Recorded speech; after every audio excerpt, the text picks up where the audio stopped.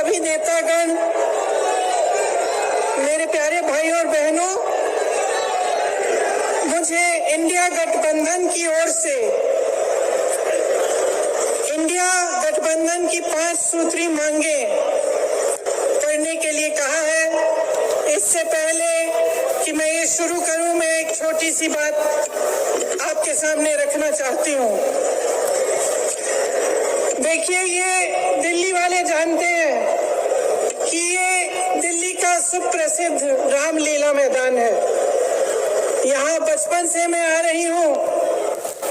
हर साल दशहरे के दिन यहाँ इसी मैदान में रावण के पुतले का दहन होता है। मैं छोटी थी तो अपनी दादी जी इंदिरा जी के साथ आती थी, उनके पैरों के पास जमीन पर बैठ के देखती थी। उन्होंने हमारे देश की ये प्राचीन, हजारों वर्ष प्राचीन गाथा जो रामायण है, भगवान राम जी की जीवन गाथा मुझे सुनाई। आज जो सत्ता में है वे अपने आप को राम भक्त कहलाते हैं। इसीलिए यहाँ बैठे हुए मेरे मन में ये बात आई कि उनको इस संदर्भ में कुछ कहना चाहिए। मुझे लगता है कि वे कर्मकांड में उलझ गए हैं। मुझे लगता है कि वे दिखावे में लिप्त हो चुके हैं। इसीलिए मैं आज यहाँ खड़े होकर उन्हें याद दिलाना चाहती हूँ कि वो हजारों वर्ष पुरानी गाथा क्या थी और उसका संदेश क्या था। भगवान राम जब सत्य के लिए लड़े, उनके पास सत्ता नहीं थी। भगवान राम जब सत्य के लिए लड़े, उनके पास संसाधन नहीं थे।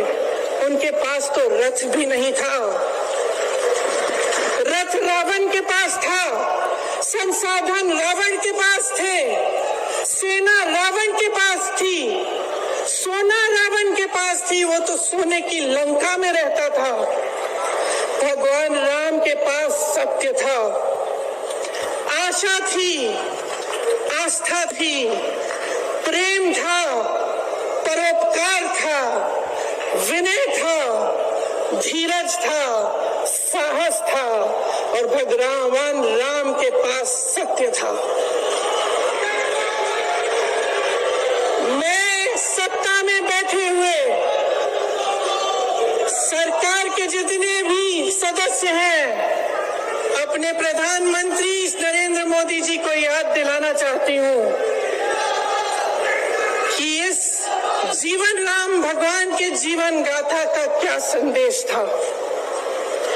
सत्ता सदैव नहीं रहती, सदैव नहीं रहती सत्ता। सत्ता आती है, जाती है, अहंकार चूर चूर होता है एक दिन। यही संदेश था भगवान राम का, उनके जीवन का। और आज यहाँ रामलीला मैदान पर खड़े हुए इंडिया गठबंधन की 5 मांगों को पढ़ने से पहले मुझे ये उचित लगा कि मैं ये संदेश एक बार फिर दोहराऊं। इंडिया गठबंधन की 5 सूत्री मांगे भारत के चुनाव आयोग को लोकसभा चुनावों में समान अवसर सुनिश्चित करना चाहिए। दूसरी मांग, चुनाव आयोग को चुनाव में हेराफेरी करने के उद्देश्य से विपक्षी राजनीतिक दलों के खिलाफ इनकम टैक्स, ईडी और सीबीआई द्वारा की जाने वाली बलपूर्वक कार्रवाई को रोकना चाहिए। तीसरी मांग, श्री हेमंत सोरेन एवं श्री अरविंद केजरीवाल जी की तत्काल रिहाई की जाए। चौथी मांग, चुनाव के दौरान विपक्ष के राजनीतिक दलों का आर्थिक रूप से गला घोटने की जबरन कार्रवाई तुरंत बंद होनी चाहिए।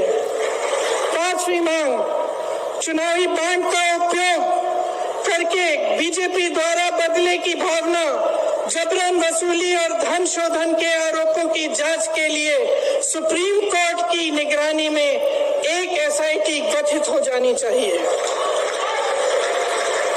बीजेपी शासन द्वारा पैदा की गई अलोकतांत्रिक बाधाओं के बावजूद इंडिया गठबंधन लड़ने, जीतने और हमारे लोकतंत्र को बचाने के लिए दृढ़ और आश्वस्त है। जुड़ेगा भारत, जीतेगा इंडिया। एक बार मेरे साथ कहिए, जुड़ेगा भारत, जुड़ेगा भारत, जुड़ेगा भारत। धन्यवाद। जय हिंद।